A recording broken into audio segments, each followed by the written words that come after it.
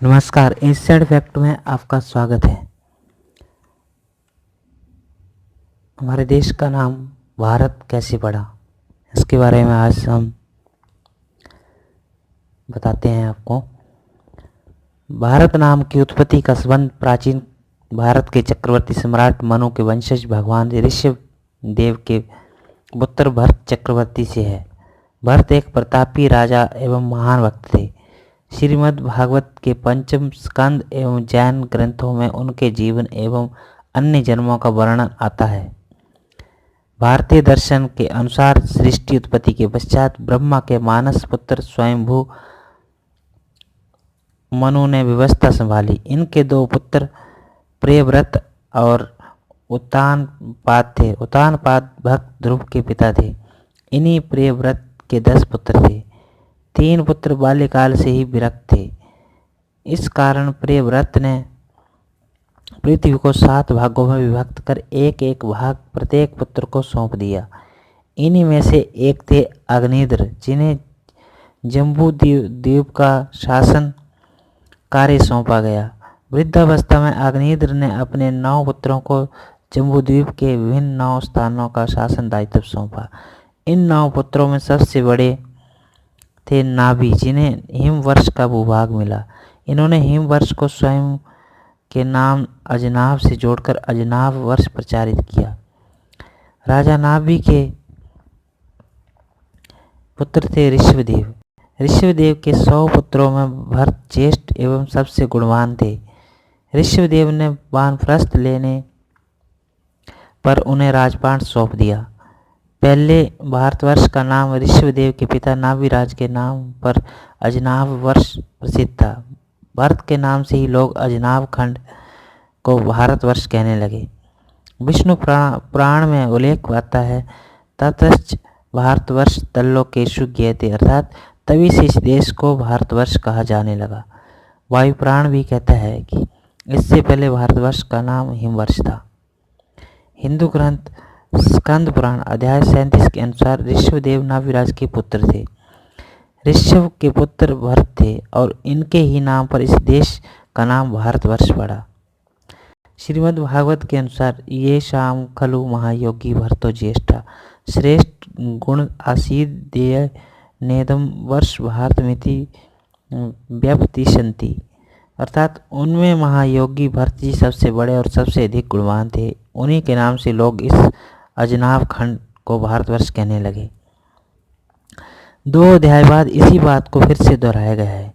एक अन्य स्थान पर भागवत में लिखा है, अजनाभ नामेत द्विवर्ष भारतमिति यत् आरंभ्य व्यपदिशन्ति, अर्थात इस वर्ष को जिसका नाम अजनाभ वर्ष था तब से भारतवर्ष कहते हैं।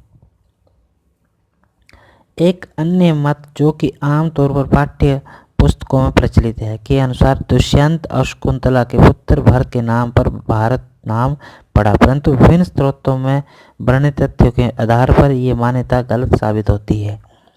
पूरी वैष्णव परंपरा और जैन परंपरा में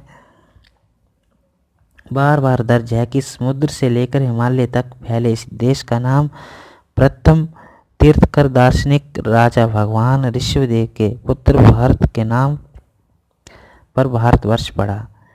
इसके अतिरिक्त जिस भी पुराण में भारतवर्ष का विवरण है वहाँ इसे ऋषभपुत्र भरत के नाम पर ही पड़ा बताया गया है। विष्णु पुराण अंश 2 अध्याय 1 कहता है कि जब ऋषभदेव ने नग्न होकर गले में बाट बांधकर वन प्रस्थान किया तो अपने ज्येष्ठ पुत्र भारत को उत्तराधिकार दिया, जिससे इस देश का नाम भारतवर्ष पड़ गया। ऋषभाद भरतो यज्ञ ज्येष्ठ पुत्र शतस्य स अभिश्च्य सुतम वीरम भरतम पृथ्वीपति नग्नो बेटाम मुखे कृत्वा विराधवानम ततो गता तश्च भारतम वर्षम एतत् लोकेषु ज्ञेयते। लिंग पुराण में ठीक इसी बात को 47, 31, 21, 24 में दूसरे शब्दों में दोहराया गया है। स्वविचिन्त्यात् ऋषभो भरतं पुत्रवत्सलः ज्ञान वैराग्यमाश्रित्य त्वेन्द्रिय महोरगान् हिमाद्रेर् दक्षिणवर्षं भारतस्य न्यवेदयत् तस्मात्तु भारतं वर्षतस्य नामना विदुर्बुधा। अर्थात इंद्रिय रूपी सांपों पर विजय पाकर ऋषभ ने हिमालय के दक्षिण में जो राज्य भारत को दिया, तो इस देश का नाम तब से भारतवर्ष पड़ गया। इसी बात को प्रकारांतर से वायु और ब्रह्मांड पुराण में भी कहा गया है। विष्णु पुराण कहता है कि उसी देश का नाम भारतवर्ष है जो समुद्र के उत्तर और हिमालय के दक्षिण में है। उत्तरम यत् समुद्र से हिमाद्रे चैव दक्षिणम वर्षम तद भारतम नाम भारती यत्र संतति। इसमें खास बात यह है कि इसमें जहाँ भारत राष्ट्र का वर्ण है, वहाँ भारतीयों को भारती कहकर पुकारा गया है। वहाँ भारत के भीष्म पर्व के 9वें अध्याय में धृतराष्ट्र से संवाद करते हुए उनके मंत्री संजय कहते हैं, अत्र ते वर्ण येषामि वर्षम भारत भारतम प्रियम इंद्रस्य देवस्य मनो वैवस्वतस्य च पृथोश्च राजन वैनस्य तक्षे तथेक्ष्वाको महात्मना ये ताते अम्बरीशस्य माधातु नहुषस्य च तथा मुचुकदंस्य शिवे ओशीनरस्य च ऋषभस्य तथैलस्य निर्गस्य नृपतेस्तथा अन्येषां च महाराज क्षत्रियाणां बलिसां सर्वेषामेव राजेंद्र प्रियम भारत भारतम। अर्थात हे महाराज धृतराष्ट्र, अब मैं आपको बताऊंगा कि ये भारत देश सभी राजाओं को बहुत ही प्रिय रहा है। इंद्र इस देश के दीवाने थे, तो विश्वान के पुत्र मनु इस देश के से बहुत प्यार करते थे।